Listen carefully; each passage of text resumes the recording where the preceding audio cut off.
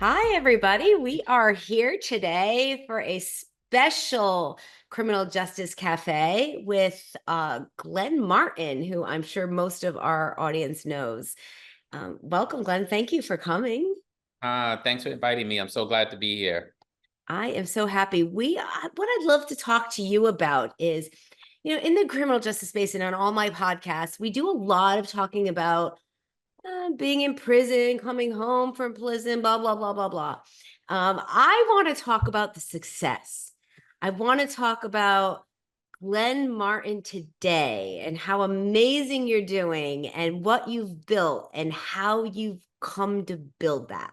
So tell us first, tell to anybody who doesn't know Glenn, tell us a little bit about you. Okay, thanks for that. A little bit about me. Grew up in Brooklyn, New York, after coming to the United States from the Caribbean. I was born in New York, but spent 8 years of my life in the Caribbean. One might argue I should have stayed there. Came back to live in Brooklyn, New York at a pretty tough time in the 80s and 90s. Lived through the crack epidemic, got pulled into the streets like a lot of people did during that time, especially Black men. Ended up incarcerated, got locked up back and forth as a 16, 17, 18-year-old, and then seriously incarcerated in my early 20s.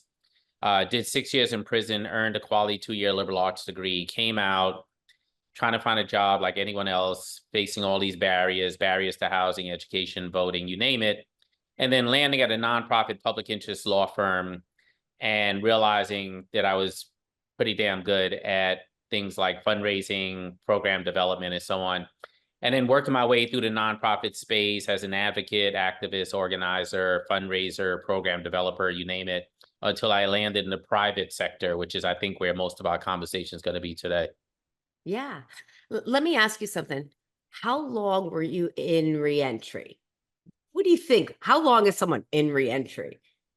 Yeah, I think of it almost like a hospital setting where, if you're asking me how long I was in the emergency room, maybe 4 or 5 years. If you ask me how long am I in long-term care, I'm probably still in long-term care. Probably, probably annoying the doctors at this point. But yeah, the first few years were tumultuous, difficult, lots of unexpected stuff. Even years after being out and trying to get a passport and learning that I had a warrant that was 20 something years old, that was in the way of me getting a passport and those sort of things. And even today, I apply for a mortgage and I have to fill out an LOE, letter of explanation, about a criminal record from 35 years ago. Yeah, and that's what brings us to the next thing is home ownership. Like you have, I love when I see you on social media and I love seeing your podcasts, but a lot of people I don't think ask you the questions about who's really Glenn Martin because you're a success. You give people hope. You give people a sense of, hey, I can do this. I am not stuck in this reentry. So tell us, who gave you hope? How did you get there? Thanks for that. Where did I find hope? I mean, look, from the beginning, I tried to find a job on my own and couldn't. And a formerly incarcerated guy named George Leno, God bless him, I don't know where he is these days. Um, as someone who walked the path before me, helped me figure out how to walk the path. So along the way, I've always had people who've inspired me to do more. And I would just say there's a number of people like Eddie Ellis, and other leaders in the movement who people may have never heard of. Eddie Ellis, he passed away a while ago, but I always say if you see a turtle on top of a pole, he didn't get there by himself. And someone put him there. And so yes, people have helped me to get to where I am today. And I'm often gaining my inspiration from particularly people who've been on the margins and found their ways to the center. Those people really inspire me. I love working with people who are actually still on the margins and don't realize there's a space for them in the center and helping them to move to the center, particularly if they're the kind of people that are going to reach back out and pull other people to the center. Yeah, I love that you say that because I've learned a lot from you. And um, I love being that leader that does that when no one really knows who you are. And they're like, yeah, who's that girl? I heard of her name, but I don't know who she is. But you Everyone knows Glenn Martin. Yeah, but everyone knows Glenn Martin for a reason. So you talked about how I inspire people. I appreciate that, but it's a very deliberate exercise. I've always believed in creating collective leadership, the idea that all ships rise together and that we don't have to be in competition and that there's enough resources out there for all of us. Last night, I think 2 a.m, a guy started contacting me on Facebook, and don't ask me why I'm awake at 2 a.m. And I started responding to him to give him some advice about where he could find a job and so on.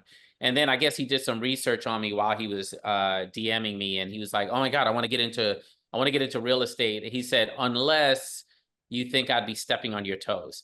And I said to him, "Are you kidding me? Like, that's just not how I move through the world. I know there's a lot of people that move through the world that way. I have experienced in life that if you bring people along with you, honestly, all it ends up doing is elevating your own leadership." And so, yeah, so it's deliberate. I mean, my brand is built around my name. No matter how much people have tried to sully it in the past, like I'm committed to it. It's the brand. It's not going anywhere. And the brand is bigger than any one thing I've ever done. But it does mean that almost everything I do is associated with my name. And yes, it does mean brand recognition. I love it. And the funny thing is, we do have one thing in common, and that's real estate. Yeah. And before I go on to anything, I'm going to ask you the question I know every person on every podcast wants to ask you and never does. What the hell is in the water with your white teeth? Because I know everyone wants to know that question. So I am revealing it today on Criminal Justice Cafe. Give us the real deal with the teeth, Glenn. The answer is going to be crazy, but I'm going to give you the answer. The answer is, I'd say about, I don't know, 15 years ago when, 15 years ago when Crest strips first came out. I was dating a woman who worked in a fancy drugstore downtown Manhattan in Greenwich Village, and I couldn't afford it myself, but she could afford it because she got it wholesale. And she would always bring me these packages of Crest white strips. And so, unlike people who use it once every 3 months, once every 6 months, I was using it every single day. And Oh my God. yes, Because the if you're not product whitening, you're works for yellowing. me. I Well, mean, you I heard it here. I drink bodega coffee all day long, and so I got to pay attention to these teeth. Yeah, so you heard it here first on Criminal Justice Cafe on the real deal on Glenn Martin's teeth. Now on to the real podcast. Yeah, we have real estate in common. We do. And the thing is, I've been in real estate for 20 years in a different way. I've been a title searcher for many years. It fascinates me. Tell us about gem trainers and what you've built. It's phenomenal. Yeah. So, in the pursuit of diversifying income and achieving freedom, because in America, resources equate to freedom, and wealth equates to freedom. Decided to take a risk and pull equity out of the one property I own, the place I live, and go to town with it in real estate. And I did my homework first. People often see you when you're successful and they don't realize where you started. And so I did my research. I spent a year, particularly listening to podcasts around the type of real estate investment I wanted to do, because I think it's important for you to learn the language of whatever sector you want to get into. It'll help you understand the conversation that's happening around you and navigate it. So again, it's just like when I built Just Leadership, for instance, people didn't see the year or so that I spent building, shaping the direction, putting together the concept papers, building relationships with funders, et cetera, et cetera. Similarly, in real estate, people don't get to see that year or so that I spent. But then I also believe that you have to sometimes leap and then build your wings on the way down. And so you can do a lot of research, but at some point you have to actualize it. And you have to actually take the risk, right? That is the role of an entrepreneur. And I bought my first home and, learned some lessons. Didn't take a hard fall. I was pretty conservative and thoughtful, did a good job. Did a second, a third, a fourth, made some mistakes along the way, and then realized that I was developing muscle memory. You do something over and over. And went from buying one home at a time to two at a time, three at a time, and then at one point, 39 at a time. That's a lot. I A know. lot of headache as well. A lot of headache. There is no such thing as passive income. Yeah.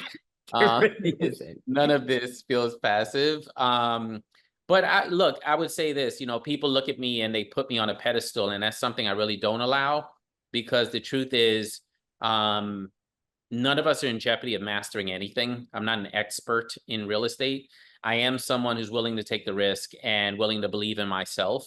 And probably more importantly, willing to surround myself with people who are smarter than me about what I want to do, and to allow those people to lead and do what they do best, and treat them well, and support them. And in turn, they support me and I do well. It's how I've been able to build just about everything I've been able to build over the last 20-something years. Well, that's because you're an expert at Glen Martin. That I'm And an expert at. yeah, so you have to be an expert at Glen No Martin. one can do this hot mess better than me. That is true. That is true. So I hear through the grapevine that you only rent to formerly incarcerated people. That's cool. I primarily rent to formerly incarcerated people. I say not only because I do have some executive rentals, which are just like almost like Airbnb for a little bit longer, 30 days plus. And those help to balance out the portfolio so that I can do the work the way I'd like to do it, which is, yes, to primarily rent to formerly incarcerated people and their families and people on Section 8, which usually there's a bunch of overlap there. That's a priority for me. When you have 2 or 3 houses, it's not easy to do. When you have 75 plus, it becomes a lot easier. Yeah. And there's some challenges associated, but it is what it is. I mean, I grew up on public assistance. I grew up on Section 8. I ended up locked up. My brother ended up locked up. My older brother ended up being a correction officer and then a U.S. Marshal. That makes for really fun times at Thanksgiving dinners. Oh, but I can imagine generational incarceration, then boom, the break. Exactly. But yes, it's a priority for me. And, I've learned some lessons along the way about how formerly incarcerated people get excluded from housing opportunities. Like when you're actually in the business, you see it differently, because most people like me use management companies, to try to make this as passive as possible, if you will. And I quickly learned that, those management companies are told to screen out qualified applicants with criminal records. And I had to literally convince them otherwise. I'd be like, no, I don't want those people screened out. I want them screened in. Yeah. And that was a lesson for them. But luckily I had the experience of building with colleagues, a $43 million reentry housing project in New York about 14 years ago, I didn't know called that. Capital Gardens. And during that process, we also learned that the New York management companies were screening people out also. And so I paid attention to that and kept an eye out for it and was able to get ahead of it in my own business. Oh yeah, it's one of those scary things. I mean, I have a rental that I rent in New York City, and every year they'd want to go at $300. So I just bypassed the rental company. I found the owner. He lives in Bosnia, and I called him and I said, I think I'm going to take a trip to Bosnia, and we ended up being pretty good friends. And he hasn't gone up on the rent. So that's Good. kind of Yeah. a very cool thing, because the management companies are terrible. The only way I got the rental originally is I had to hire a company that will sign off on you. And Yeah, it's expensive to be marginalized. yeah, right? Yeah, no, I agree. I know a lot of people who have had to go through those types of companies, and unfortunately it just layers on the cost of everything.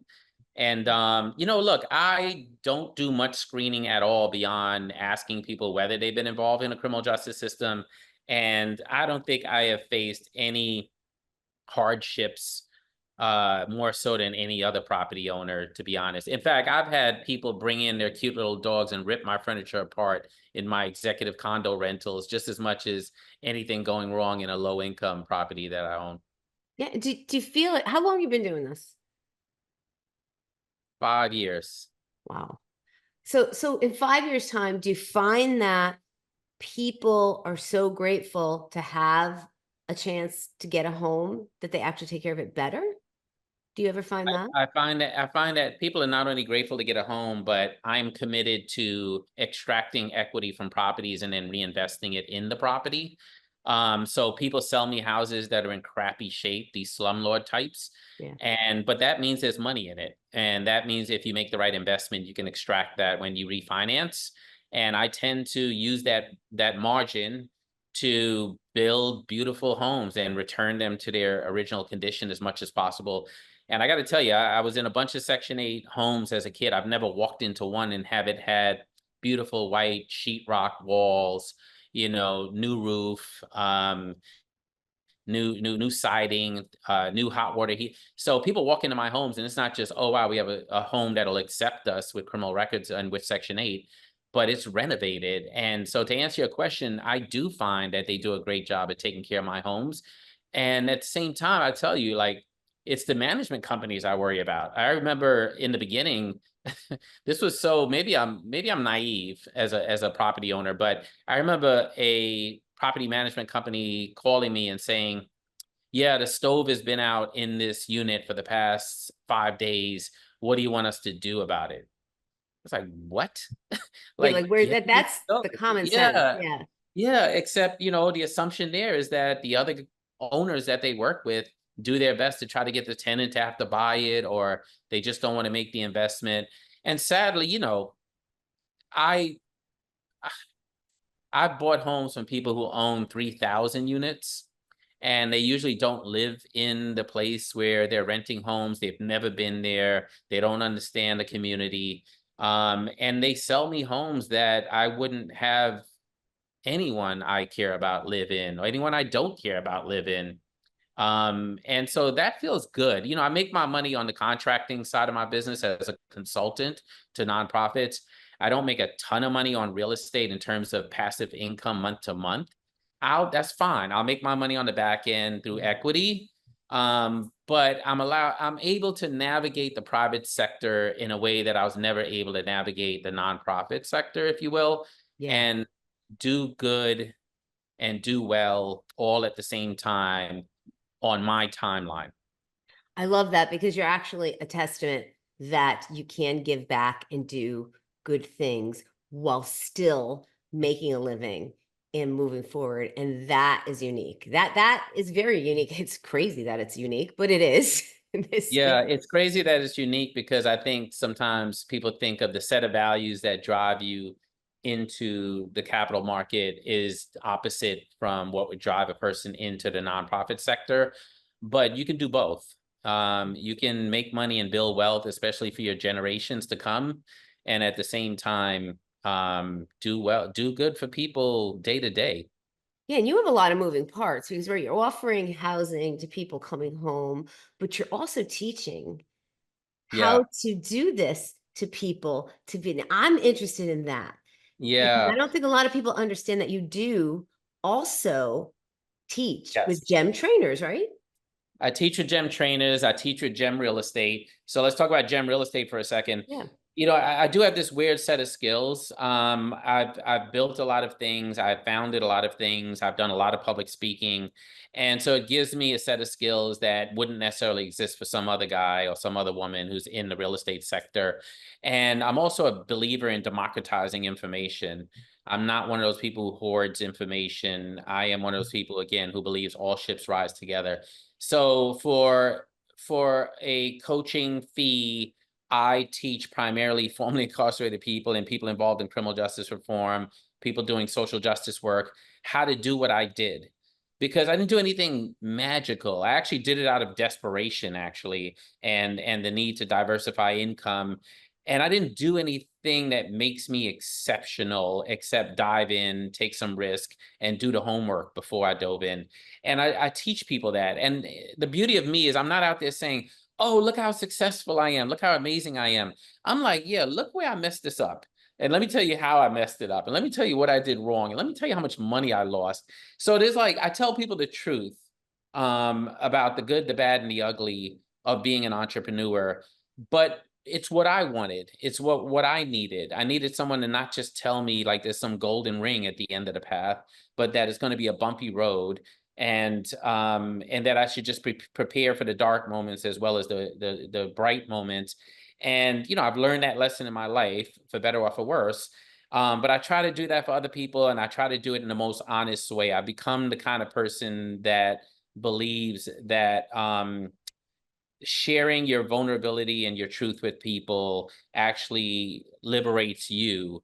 So like, why not do that? Why not be vulnerable with people, even while you're trying to convince them that they can be more successful? Yeah, I agree that being transparent, you own your story, and you're more apt to get feedback that's positive. People wrap their arms around you, but I don't think you're giving yourself enough kudos though, because you could have just invested in the stock market. It's the same thing, but you I did. could have. You did it the hard way. Oh, look, Glenn Martin, you did it the hard way. Yeah, well, you know what? When I invest my money, I think me being able to look at a house and make decisions about how to make it worth more is a better bet than me buying some stock and having 15 white guys in an office in Yeah, Midtown Manhattan figuring out how to help me make money. yeah. So, yeah, maybe I'm a little bit of a control freak, and maybe that's part of what drove me into real estate. It is sort of a harder way to go.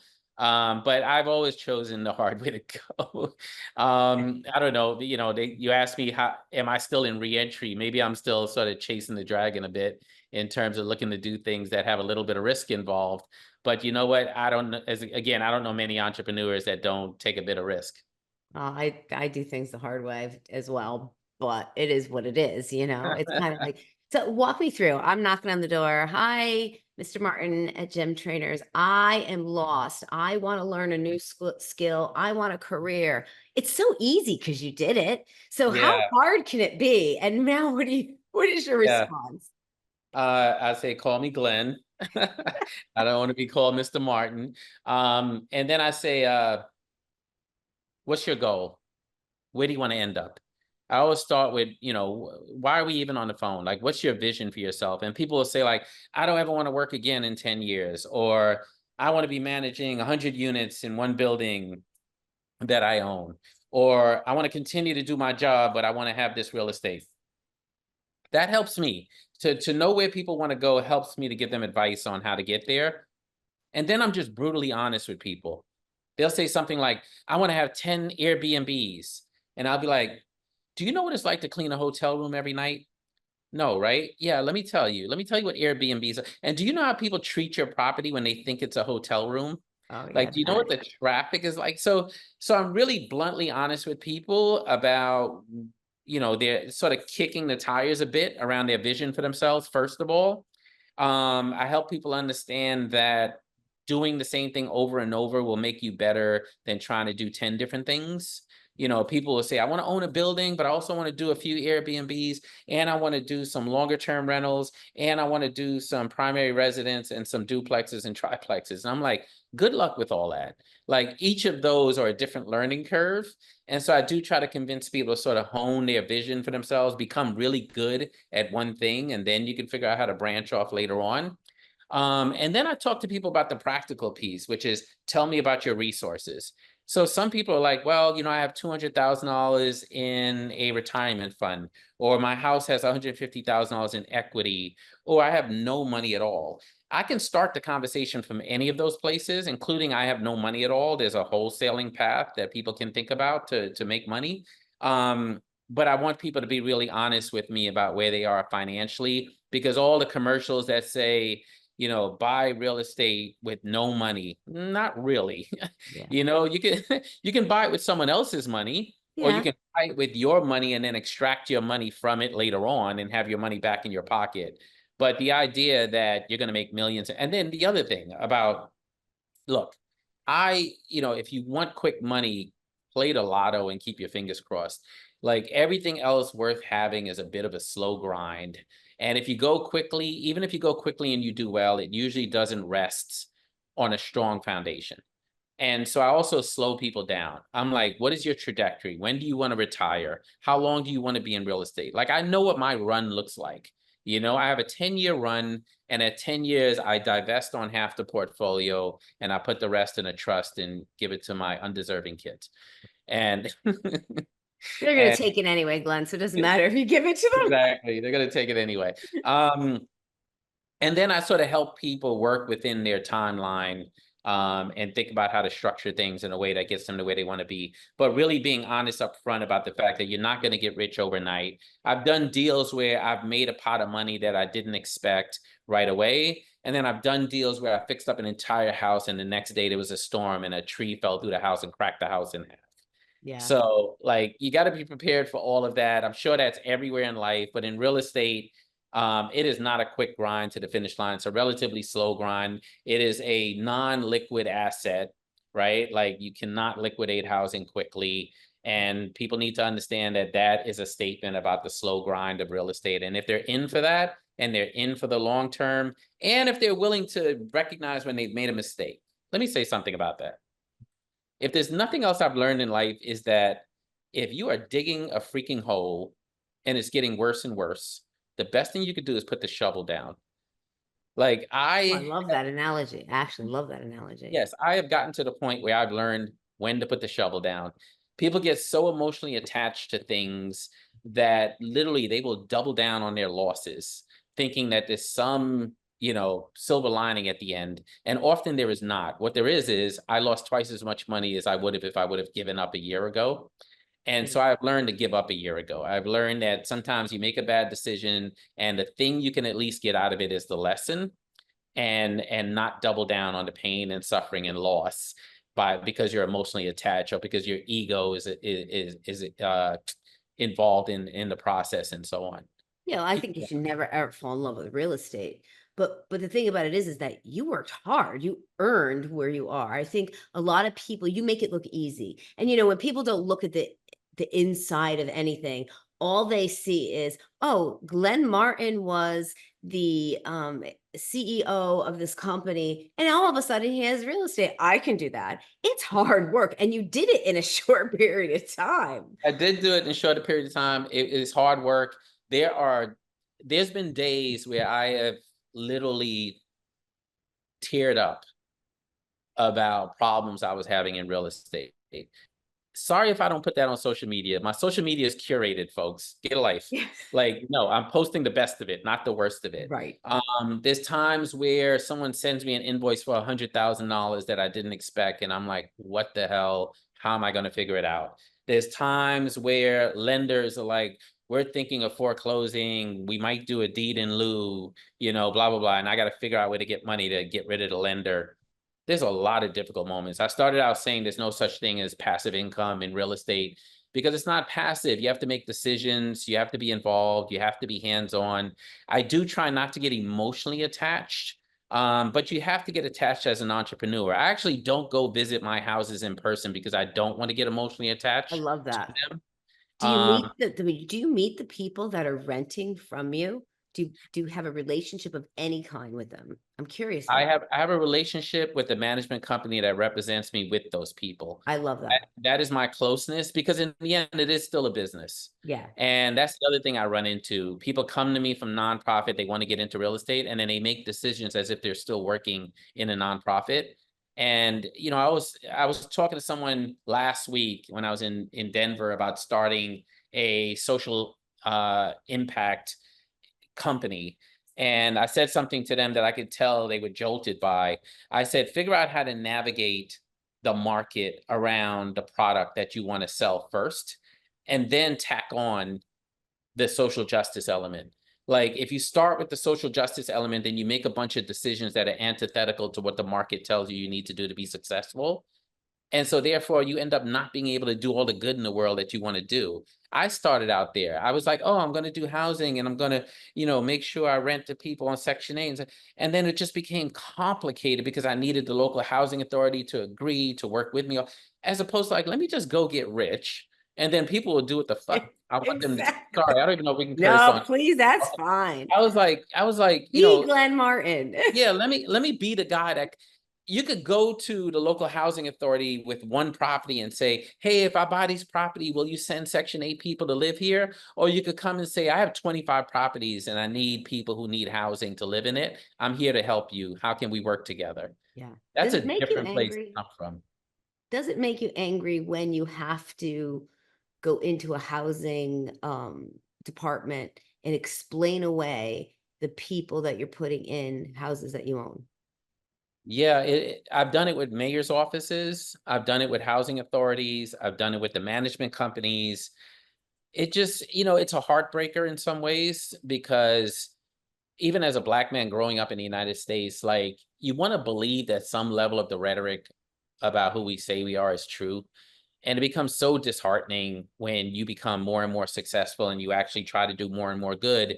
And you realize how many systems are in place of helping people on the margins to move to the center. And you think about when you were one of those people and you didn't even realize how many forces were at play to keep you where where they think you belong. So it becomes disheartening, but it doesn't stop me. It fires me up. Yeah, Like, same. people say to me all the time, "Oh, you always seem like you're angry." Thank you. I'll take that.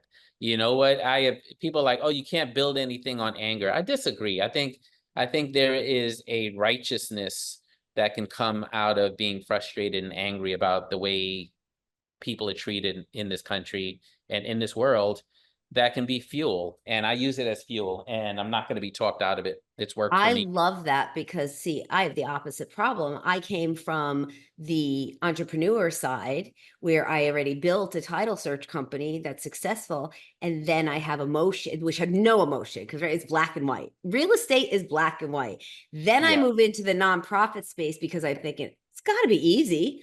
I can do business. But wow, when you put emotion into things and I meet people and then I feel bad and blah, blah, blah, blah. And I get angry. And when I got Yeah. angry, I get licenses. And Yeah, I think people assume black and white can't lead to people being helped and supported and elevated and promoted and all the things that we care about when we're working in the nonprofit space. But I think that's so untrue. I have a team of mostly formerly incarcerated people and otherwise marginalized people working with me at my other company, Gem Trainers. And so we're all directly impacted, anywhere from someone serving a few days in jail to someone being defined as a domestic terrorist. Like I literally try to hire people that other people are not fucking with. Those are my people. yeah, And when they work with our clients, they often cross the line into sort of nonprofit behavior. This idea of like, you know, doing work for free, doing work that's not in the scope of the contract, all this. And I keep saying, we have to stay within the contract. We can't overservice the contract. And people in nonprofit would define that as bad. Oh, you don't really care. Of course I care. I'm I really think it good means you at what I care do. more. Yes, exactly. I care more. The health of my partners, the fact that they have quality of life, the fact I have a team member who worked from Rome for 2 weeks. That's important to me, that she can work from Rome, still do her job and have a great time with her family and so on. That is me caring. Sitting there watching someone who's working for and with me burn out, I would argue that's not caring. Yeah, I agree. I agree with that so much. And I know that, I don't know, it was a couple of months ago, I saw a post of yours that you were in a different state taking on a CEO position for somebody so they could get well. Now Yeah, that doesn't happen. That's cool. I had a client who I know and love and care about and have watched her build something from scratch. And I've kept beating the drum of burnout with her. And she kept doing it the way she wanted to do it. People get to make their own decisions, even with the best of advice. And it got to a point where she literally had heart palpitations. And I was able to get on the phone with her and say, "No, you go." And she's like, "What do you mean?" I was like, "Just go. Take 2 months."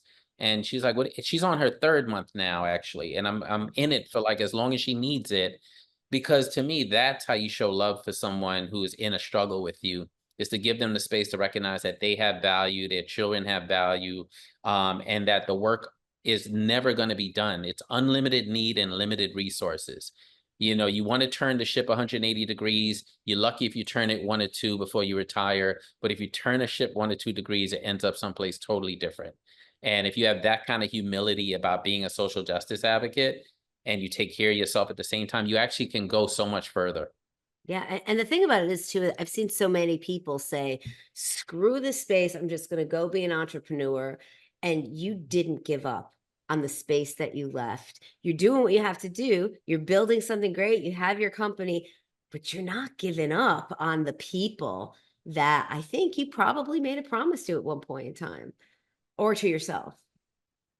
I have met and continue to know a lot of really good people who are trying to change the world through the nonprofit sector.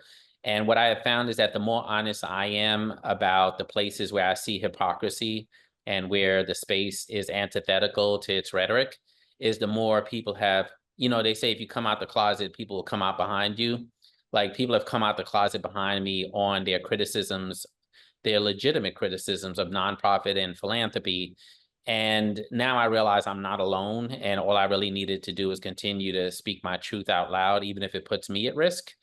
And so I can't now turn my back on those people. And so what I do is use the capital that I've gained, literally and figuratively, to try to create a better space. Like even if it means sort of naming the thing that we all, it's like the worst game of the emperor has new clothes. Like, we just don't point, like lawsuits, for instance, like nonprofits are suing each other all over the place. You would think it's Wall Street, Yeah. except like this secret that's kept about how people handle not feeling good about a termination or and and and I think if we put those things on the table, then we begin to address them.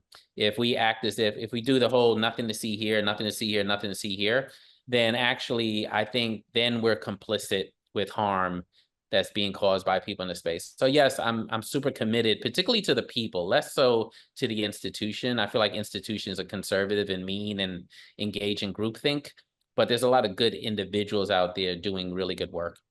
It's so funny because my mind is spinning a mile a minute. And how do you fit in Glenn Martin in an hour? And I want to ask the questions no one else is asking. You should.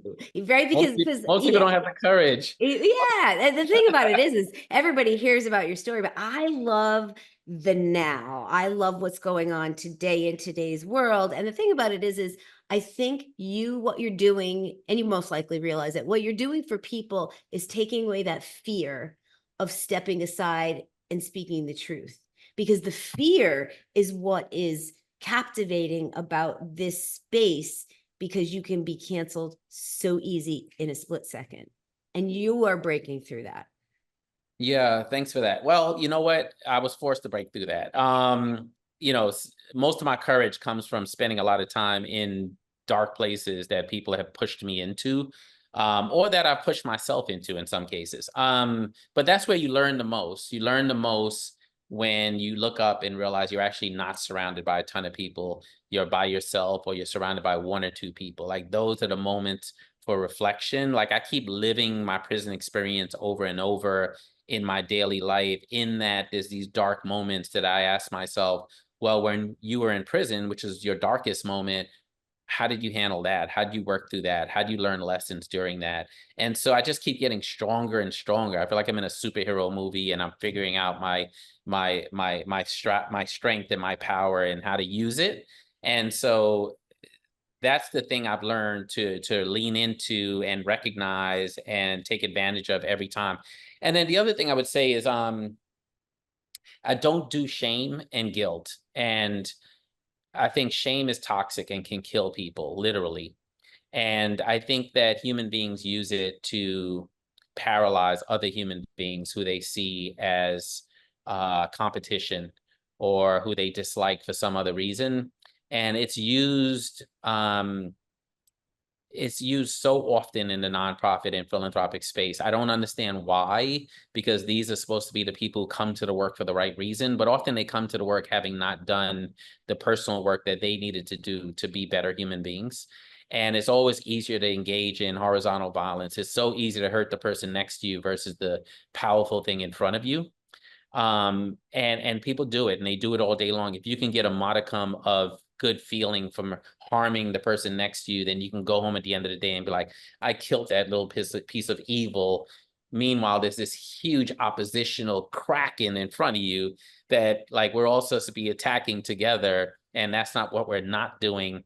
And so now that I have less fear about any one entity being able to harm me financially, harm my kids, and so on, I do realize that I should do something with that power, you know? And what I do with it is speak the truth. And then, yes, I have learned that if you speak the truth, people will come behind you and speak their truth also, and there'll be a chorus of the truth. And that becomes really powerful. how did I learn that lesson?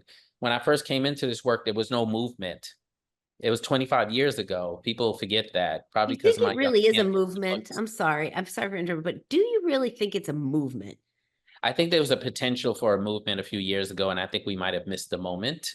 But I also know that leaders deal in hope. So I got to hope that we had all is not lost. But back to my earlier point, which is like when I came in, there was no movement. And there was like this chorus of well-intentioned, super progressive folks who have access to resources, shaping what they thought was the beginnings of a movement that was all about nonviolent first-time drug offenders. And I was like, that guy went home from court. I didn't meet that guy in prison. I don't know who that guy is. But people like me, there was only about 10 or 15 of us who were like, had been in prison and was willing to say out loud, I've been in prison. And we knew something was wrong because most of us had actually served long sentences for serious crimes. And so literally we were out there advocating for everyone but us, and it just didn't make sense. It also didn't match the fact that a guy with a 25-year sentence taught me how to use computers in prison, or another guy who was convicted of murder taught me yoga in the yard in prison. Like, I want him to be out one day too. I want both of those guys to be out one day. I want them to have their liberty back. And so now I just keep, you learn those lessons, and I wish you could take wisdom and package it and put it in a bottle and put it on the shelf at Amazon and you can buy it. You can't. You got to live and learn. And I've lived and learned, and I realized there's a cycle to life of like dark moments, lesson learned, apply it later, stay out of that dark place, try to move forward. It's funny. I heard, I hear a lot of people in the background speaking, and the one person I never hear about their personal life is you. So what up? Like, where's the girl? And I know I'm again diverting. As you know, I go down rabbit holes because it just came into my head. You said ask the hard questions. No one talks about your personal life. Nobody asks you about your personal life. Every picture on social media has nothing except fishing, which I have to say, I think you casted that wrong because I saw that video. But you I'm were a black not good. I'm a black guy with a lake house Yeah. casting the fishing line wrong. I'll take that. Yeah. Yeah. And Um, no one asks about Glenn Martin. Like, you are a human, Glenn. Like, yeah, do you have a personal life? yeah. You know where that comes from? Uh, if I'm going to give you an honest answer. It's not going to be the one you're looking for. I find that when people want to hurt you, they go after people who you care about. If they feel like you're strong and resilient and shrewd and strategic, then they probably don't aim for you. They aim for the target that you're hovering above, which is the thing you care about and love. And I do hide those things from people because I've had some people who I thought were really close to me try to harm people close to me because I didn't know they had some resentment about me that they were holding on to. And I really do try to protect my people from that. I have shrunk my world considerably, so I have a small circle of people around me that I love and care about. But you're right. You're right. I am going on a trip soon internationally with colleagues again, and I am thinking about bringing someone with me. And even there, I'm just like, ugh, this will be like the first time in like 7 years that I'm showing any part of my personal life. Every once in a while, I give people a peek of my children. Yeah, you do once in a blue I moon. do that. You know why I do that? Because I built an organization that was dedicated to my son in particular. In fact, I built a whole movement, Half by 2030, because he's going to turn 18 when in 2030. And you know what the statistics are, right? Like, so many Yeah. Black men go to prison before the age of 18. And so a lot of people who know me well and have known me for years know that I've done a lot of work that's built on the premise of like saving my children from the horrors of our criminal justice system. And I feel like it's only fair to give them a peek at their journey in growing up. And so every once in a while, I'll put a picture up, I'll leave it up for a couple of days and then take it back down. I noticed that So you've in love taken with the down. kids. So people get a peek there. But you're not wrong in suggesting that part of the curated content on social media is to actually protect the people I love. Yeah. So what kind of dad are you? Are you the hard dad? Are you the like the soft dad? What is your parenting style? Yeah, I think it's like Joshua and I getting in the car, closing the door, and we're smiling at his mom, and we're driving away. And I'm like, so Kendrick or Drake. And then we're just and then we're just sort of kicking it. And he gets to be a little bit different than he is when he's with his mom and when he's up at his little private school and so on. And I want to help them know that the authority that I express over them is part of helping them to be successful and be safe and those sort of things.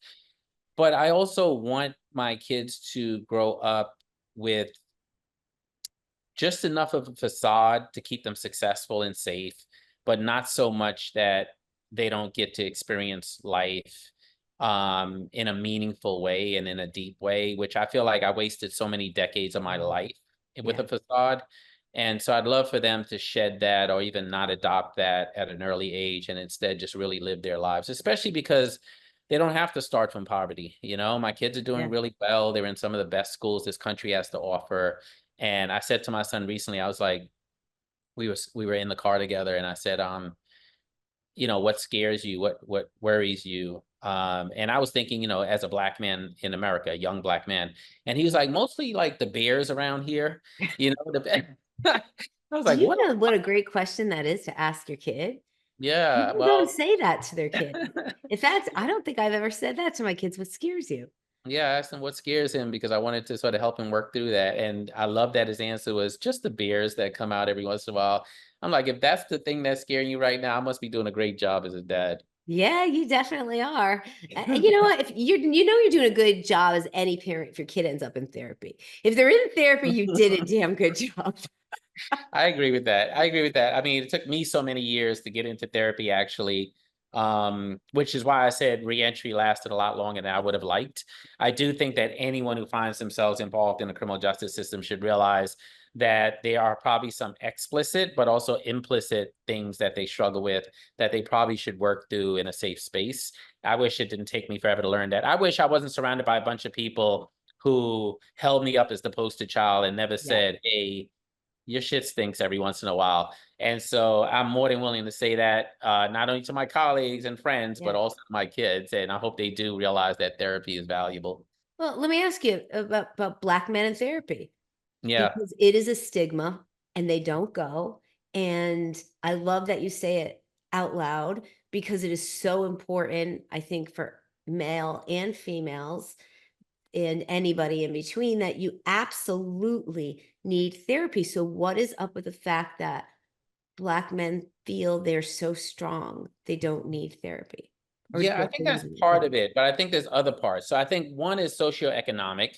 It costs money to go to therapy, and many therapists literally don't take insurance. Yeah, So that's one piece of it. I want to recognize that. Um, I'd say the other piece of it is that I grew up learning, as someone who grew up poor, that like when you're sick, you go to emergency room.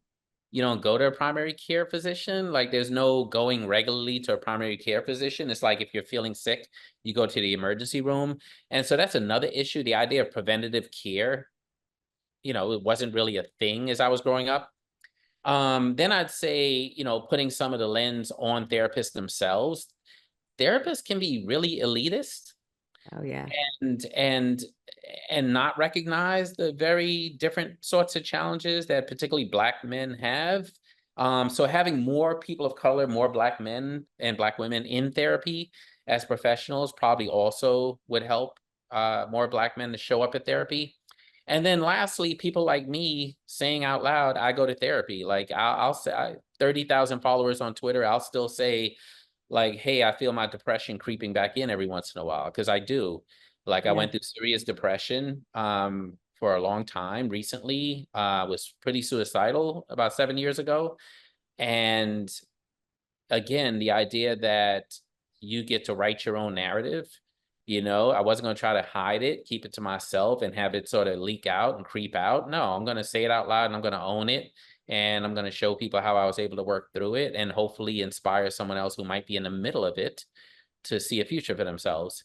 It's And so that important. has helped. Yeah, I can't tell you how many people come back to me 2, 3, 4 years after they've able to conquer those challenges and say, I heard you say it out loud on Facebook, and I didn't realize someone like you would go through that. So yeah, spending my capital to be vulnerable to help someone else is it's the least I can do. I'm gonna do it till I'm dead. Like, it's just, Yeah. it's so liberating too. I've never been as free as I am today, not just because of building some wealth, but because of just freedom of like telling the truth. Yeah, I mean, I saw a documentary the other day, and Robin Williams always fascinated me, his life. And you always wonder why this man who seemingly to the outside world was so funny and happy ended his own life Yeah, and never went for therapy, never reached out, never wanted anybody because his therapy was making other people laugh. He was accepted by that. yeah, And I think so often that people don't recognize when someone's doing good. And social media is a big part of the problem. Like you said, like no one puts anything. I don't, when I'm laying in bed the whole day, I'm certainly not putting that on social media. That's yeah. for damn sure. It's Yeah, no, I think that I think you're 100% right. Social media is, that's why I joke about it out loud, because I'm actually telling the truth in a joke when I say my social media is curated. Are you kidding me? It's just the best of the best. yeah. Because I want people to hear that, because that's the truth. Like, people put the best of the best out there. You try to tell a story that, gets you where you want to go, but you don't tell about the hard times. And I know no human beings are not doing well all the time. I don't care who you are. Yeah, You I know? have this notion that people say, "Oh, I want to be happy. I want to be happy." I really don't. I think happiness is just moments in time. You're happy moments in time. But I also, before I know I go all over the place. That's why I was excited about this because and I'm trying to keep note of time. And we didn't even touch upon the whole real estate stuff, but I'm trying to dig out of the stuff that I love that people will see about you. One of the things you said was when I was in prison, I thought about what would I think when I was in prison. So you've been out of prison so long, and I've heard you say to a lot of people, you're not there anymore. You are here today. But in reality, are you ever really away from prison if even Glenn Martin is saying, well, what would I think when I was in prison? Yeah. Yeah. Look, when I say what would I think when I was in prison, or what would I think, first of all, I've told you there's been many versions of prison in my life. But then there's the actual time I did in prison. The reason I refer back to it is because it becomes a good filter through which I ask myself, like, how do you deal with a difficult situation?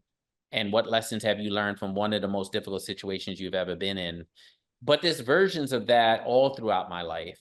Like, I was canceled and marginalized a handful of years ago, and that was another prison. It was a prison that was administered by my progressive nonprofit colleagues, but it was prison, and it was a time for me to ask myself, what responsibility have I played in the situation I found myself in, and what could I do differently? That's one thing I know, is that in the end, I can't control how other people show up. I'll never be able to do that. You'll drive yourself Yeah. crazy trying to get other people to behave differently. But you can ask yourself, what lessons have you learned about yourself, and what can you do differently?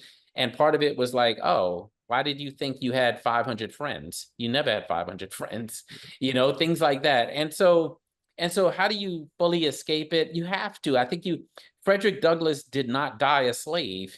He died an orator. He died a linguist. He died a politician. He died an author. He died a poet. Like, he died all of these other, titles that had little to nothing to do and everything to do with his origin and with his darkest moment. Yeah. So He that's why died leaving a legacy. yes, yes, I want my legacy to have recognition that I served time, but I don't want it to be the focal point of my legacy. I love that. Because often I think a lot of people think about building a legacy and they think about that legacy as being perfect. And that's not possible. And I think a true legacy is watching the imperfect things happen and talking about how we felt. I mean, you built an amazing organization, then were ousted, canceled. Of course you're going to be suicidal.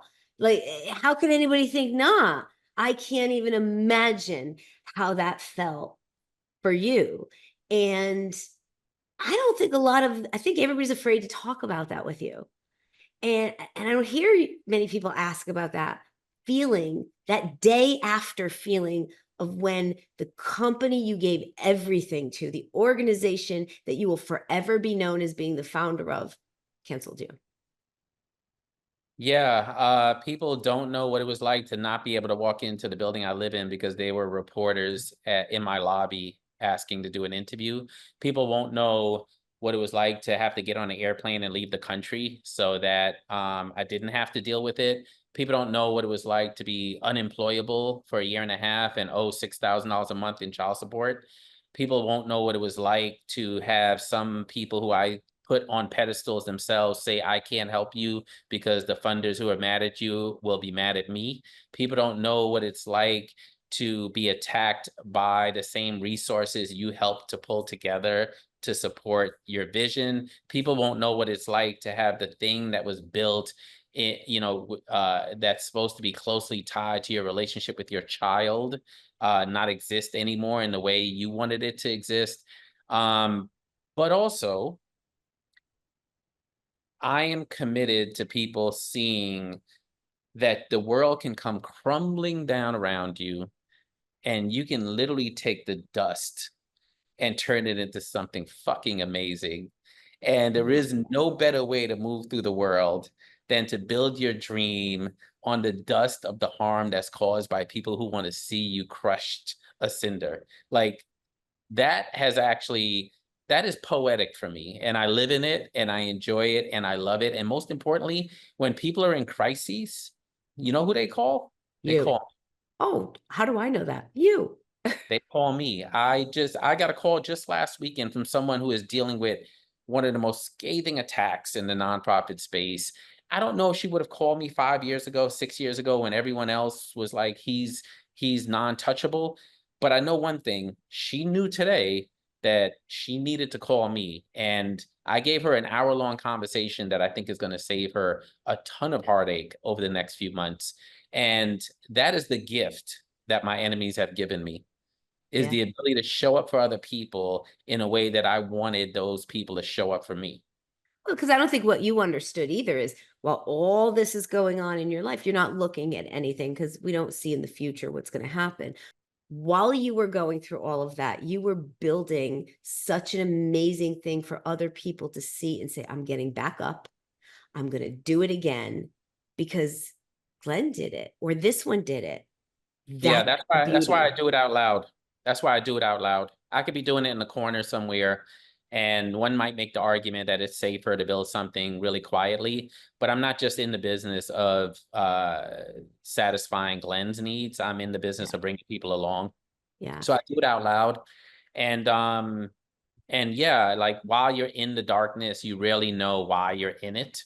But that's the definition of faith, to believe that there's a reason why you're going through what you're Yeah. going. Yeah, and in respect of your time, we're gonna have to do a part two because this went completely off the rails to something that don't have on my bullet points. I'll have to call up someone later who will yell at me. But I think it's important for people to see that you are human Thank you. and that you are often so. I talk to a lot of people who are like, oh, you ever see that guy Glenn Martin? He's so incredible. How has he got it all together?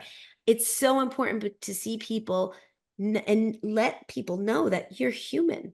Yeah, And 100%. yeah, and they can call you if they need coaching. So how could they reach you if they need that? Yeah, well, anyone who knows me well enough knows you can find me on Twitter relatively easily, Yeah. probably quicker than a phone Yeah. call. But people can always email me at glenn@gemtrainers.com. I don't go to bed without answering every single email I get every day. That's just how I'm built, is who I am. And Jackie, I appreciate you giving me all this praise, but the truth is you've been a really solid friend and ally. And I'm willing to come on this podcast and, you know, be exposed a little bit based on my trust for you and how much I value you and your vision and the things that you've also built and your vision for what you want to do for other people. Thank you. I appreciate that. See, you're always lifting other people up. And 100%. that is a gift. And your white teeth. I'm going to end our criminal justice cafe on Glenn's white teeth because it's still shocking to me. Not only are they white, Glenn, they are perfectly coiffed. It's like you took the file and just made them perfect. See, now I'm going to tell you, something else that no one else would get on the podcast, which is that perfect straight line is from stress and grinding my teeth in my sleep. Thank you. So everyone who thinks he's perfect, leave on that note. I love that. Thank you for coming on. I really Glad to appreciate be your here. time. I really do. And I love that. And we really do need to talk about the nitty gritty of real estate and how you can help other people get to a great place. But I Just think a this reason is for me the to come start. back. Yeah, this is a great start. And again, I appreciate it. Thanks a lot. Take care.